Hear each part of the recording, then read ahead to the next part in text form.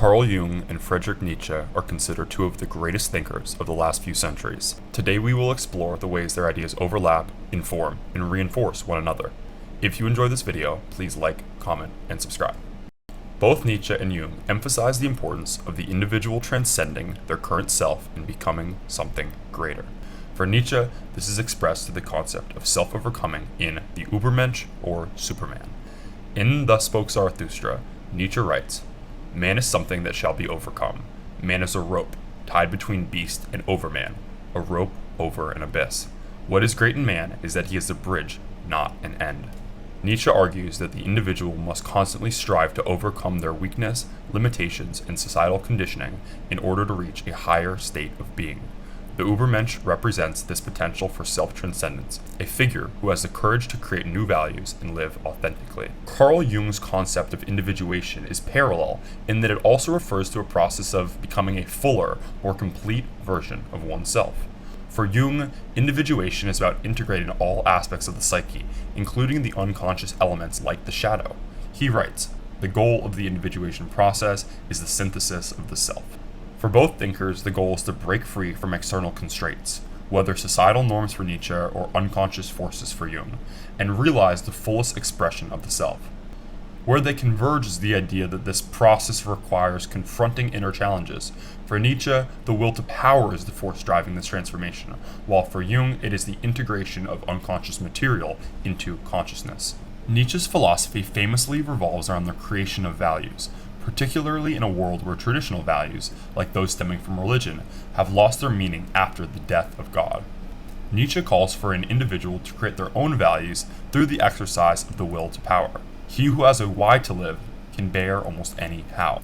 This idea that individuals must create meaning in their own lives rather than relying on external sources is a hallmark of Nietzsche's thought.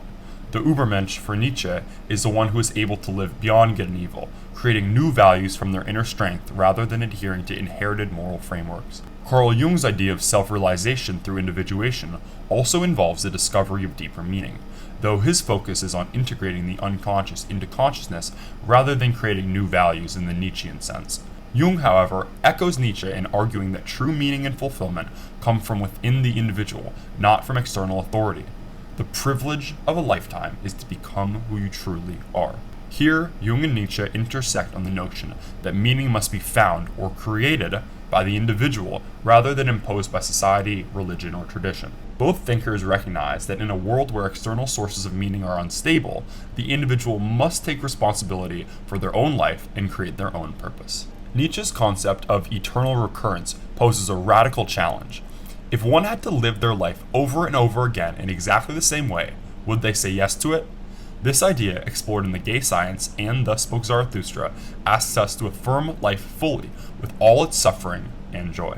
What if some day or night a demon were to steal after you into your loneliest loneliness and say to you, "This life as you now live it and have lived it, you will have to live once more and innumerable times more, and there will be nothing new in it, but every pain and every joy and every thought and sigh and everything unutterably small or great in your life must return to you, all in the same succession and sequence." Would you not throw yourself down and gnash your teeth and curse the demon who spoke thus? Or have you experienced the tremendous moment where you would have answered, "You are a god, and never have I heard anything more divine"? Nietzsche's eternal recurrence is an existential test. Can one embrace life with such a fervor that they would live it again eternally? It's about the complete affirmation of life. Carl Jung's concept of the collective unconscious, while more psychological than existential, reflects a similar kind of eternal repetition, but on an archetypal level. The collective unconscious, so far as we can say anything about it at all, appears to consist of mythological motifs or primordial images, for which reason all the myths of all nations are its real exponents. In fact, the whole of mythology could be taken as a sort of projection of the collective unconscious. While Nietzsche's eternal recurrence is focused on an individual life, Jung's collective unconscious speaks to the idea that humanity is caught in certain eternal patterns, myths and archetypes that repeat across cultures and time.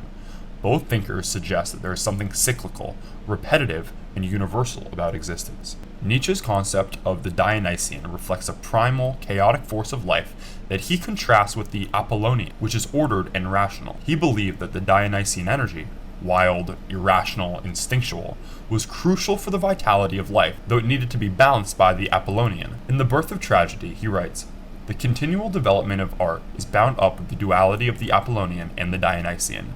In their continuous conflicts with one another, and only at rare moments achieving a reconciliation, at the Apollonian level, everything that comes into being is purified, perfected, and ordered, while the Dionysian rips down these structures in the frenzy of its excess and ecstasy."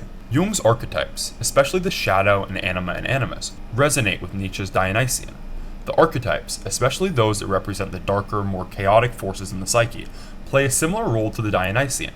They are primal, instinctual, and often disruptive to the conscious ego, yet necessary for wholeness. The integration of these archetypes leads to psychological balance, just as Nietzsche's Dionysian force must be embraced to lead a full life. Another interesting parallel exists in the Mesopotamian creation myths, particularly in the Enuma Elish. Tiamat is the primordial goddess of the saltwater ocean and represents chaos, disorder, and the untamed, destructive forces of the universe. In the myth, she embodies the raw, formless nature of the cosmos before creation. Tiamat is depicted as a massive sea dragon or serpent and becomes a central figure of chaos when she decides to wage war against the younger gods after the death of her consort Apsu. On the other hand, Marduk, the hero of the Enuma Elish, represents order, civilization, and cosmic harmony. Marduk is a younger god who rises to power among the gods after he is chosen to defeat Tiamat and bring order to the cosmos. Armed with special weapons, Marduk confronts Tiamat and ultimately slays her. After defeating her, he splits her body in two, using one half to create the sky and the other to create the earth, thereby establishing the structured universe from the chaotic, watery abyss that Tiamat embodied. These forces represent the two sides of the yin and yang symbol. Together they represent wholeness. We can see these ideas reflected in both Nietzsche and Carl Jung.